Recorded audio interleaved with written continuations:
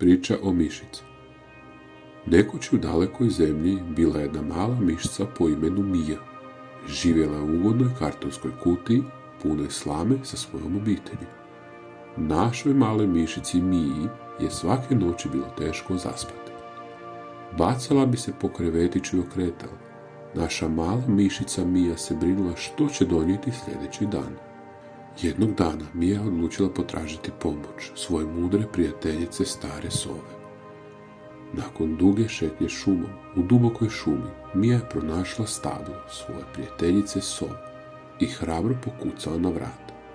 Kuc, kuc. Ko je tamo? Pita sova.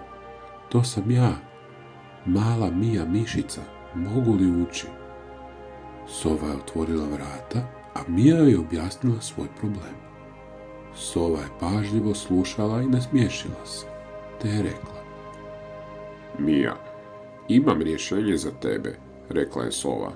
Svake noći prije odlaska u krevet duboko udahni i razmisli o svim dobrim stvarima koje su se dogodile tog dana. Sjeti se svih sretnih trenutaka i misli na njih. Ovo će ti pomoći smiriti i pomoći će ti da mirno zaspiš.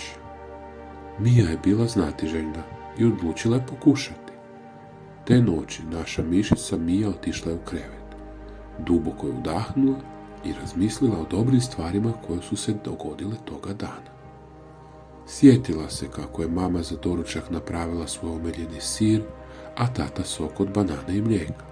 Sjetila se je i kako je pronašla novog prijatelja, s kojim će se igrati, i kako je otkrila novi ugodan kutak u kojem može spavati.